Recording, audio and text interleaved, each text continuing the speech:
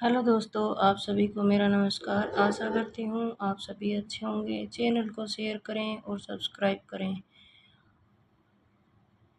Subscribe करने के ना तो पैसे लगते हैं, सब्सक्राइब फ्री में होता है। कृपया करके आप मेरे चैनल को सब्सक्राइब कर लें। और ये बुक बहुत अच्छी है, आपको खरीदनी भी नहीं पड़ेगी। प्लीज़ मेरे चैनल पर ही पढ़ लें। सुनकर भी पढ़ाई हो सकती है, मैंने भी पढ़ा है। मेरे एक्सपीरियंस के आधार पर ही बोल रही हूँ मैं। इसी बुक को सुना है मैंने। वक्रोक्ति के विरोधी आचार्य हैं। वक्रोक्ति के विरोधी आचार्य विश्वनाथ हैं। वक्रोक्ति विरोधी आचार्य विश्वनाथ हैं। विश्वनाथ ने कुंतक के सिद्धांतों का खंडन किया है। विश्वनाथ द्वारा रचित ग्रंथ साहित्य दर्पण है, जबकि भामह ने काव्यालंकार तथा रुद्रट ने काव्यालंकार सूत्रवर्ती तथा मम्मट ने काव्य प्रकाश नाम का ग्रंथ की रचना की। अभिव्यंजनावाद के प्रवर्तक है क्रोचे। अभिव्यंजनावाद के प्रवर्तक के प्रमुख सिद्धांत एवं प्रवर्तक है क्रोचे। प्रत्ययवाद प्लेटो, अनुकृति एवं विरेचन त्रास्ती, अरस्तु, मार्क्सवाद, प्रगतिवाद कार्ल मार्क्स। किस पाश्चात्य आलोचक ने हमारी मूल्यांकन संबंधी धारणाओं का संबंध मानसिक उद्वेगों से माना है? किसने माना है?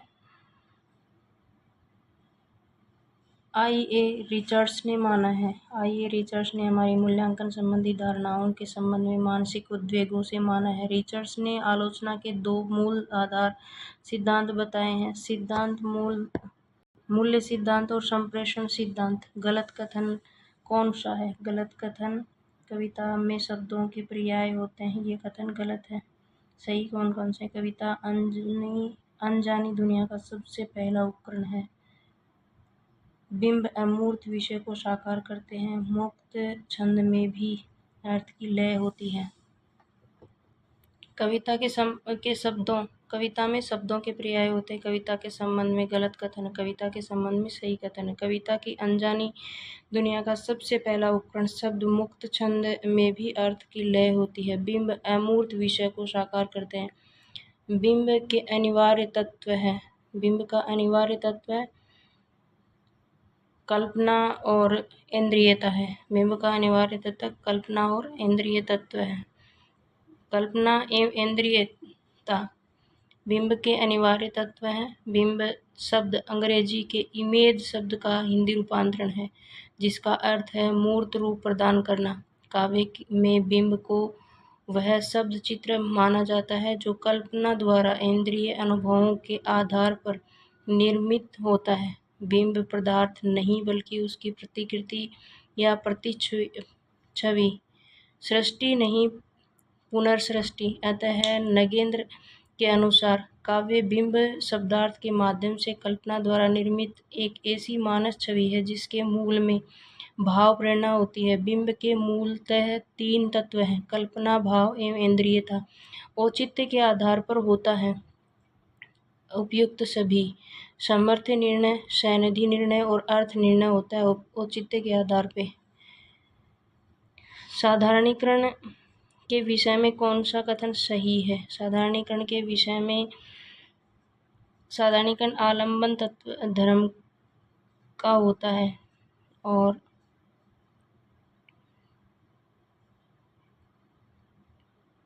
साधारणीकरण के लिए भोजकत्व व्यापार अनिवार्य है। Option number C.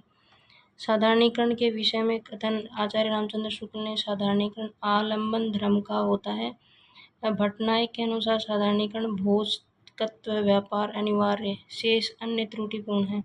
तद 200 शब्दार्थों सगुणावलंकृतो पुनः क्वापि। यह काव्य लक्षण किस आचार्य द्वारा निरूपित है? किस आचार्य द्वारा निरूपित है? मम्मट। दिया गया काव्य लक्षण तद 200 शब्दार्थों सगुणा अलंकृति पुनः क्वापि आचार्य मम्मट का है, जबकि पंडित जगन्नाथ का काव्य लक्षण रमणीयार्थ प्रतिपादक शब्द काव्य दंडी का काव्य लक्षण शरीर त्वादिष्टा वेचना पदावली।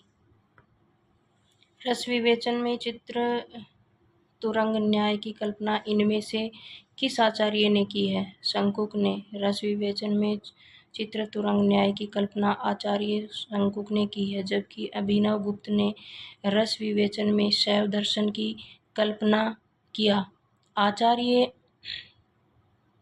भट्टनायक ने सांख्य दर्शन की और भट्टलोलट ने मीमांसा दर्शन नामक रस विवेचन की कल्पना की है। भट्टलोलट उत्पत्तिवाद, मीमांसा दर्शन, शंकुक अनुमितिवाद, न्याय दर्शन, भट्टनायक भुक्तिवाद, सांख्य दर्शन, अभिनवगुप्त अभिव्यक्तिवाद, शैव दर्शन, भट्टलोलट उत्पत्तिवाद, मीमांसा दर्शन, शंकुक अनुमितिवाद, न्याय दर्शन, भट्टनायक भुक्तिवाद, सांख्य दर्शन, अभिनवगुप्त अभिव्यक्तिवाद, शैव दर्शन। इसमें से किस आचार्य ने काव्य गुणों की संख्या 10 मानी है? किसने काव्य गुणों की संख्या 10 मानी है?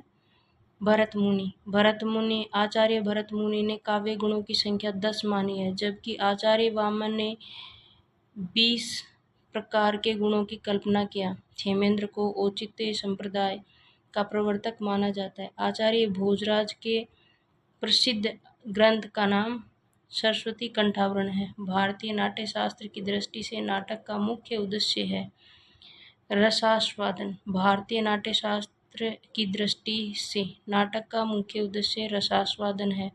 आचार्य भरत मुनि ने व्यक्तित्व का परिशोधन, चरित्र चित्रण तथा दृश्यों का प्रस्तुतिकरण को गौण स्थान देते हुए नाटक के अनुवाद रस का रसास्वादन को प्रमुख बताया है। नाट्य शास्त्र भरत मुनि का श्रेष्ठ ग्रंथ है, जिसे पंचम वेद की संज्ञा दी है। काव्य शास्त्रीय ग्रंथ काव्य मीमांसा के लेखक हैं राजशेखर। काव्य शास्त्रीय ग्रंथ काव्य मीमांसा के लेखक राजशेखर हैं, जबकि भरत मुनि द्वारा लिखित महत्वपूर्ण रचना नाट्य शास्त्र है। नाट्य शास्त्र को भरत मुनि ने पंचम वेद भी कहा है। इसमें 36 अध्याय हैं तथा लगभग 5000 श्लोक हैं। भरत मुनि ने नाट्य शास्त्र में 10 गुण, 10 दोष तथा 4 अलंकार बताए हैं। विश्वनाथ द्वारा रचित साहित्य दर्पण महत्वपूर्ण काव्य शास्त्रीय ग्रंथ है। कवि कंठाभरण के रचनाकार हैं। कवि कंठाभरण के रचनाकार क्षेमेंद्र हैं। कवि कंठाभरण के रचनाकार क्षेमेंद्र हैं। क्षेमेंद्र की अन्य रचनाएं औचित्य, विचार चर्चा, सुवर्त तिलक, दशावतार चरित्र, जबकि दंडी द्वारा रचित महत्वपूर्ण रचना काव्यादर्श है और धनंजय द्वारा रचित 10 रूपक ग्रंथ है। चैनल को शेयर करें और सब्सक्राइब करें। मिलते हैं अगले वीडियो में। इस वीडियो में इतना ही और पढ़ाई करें।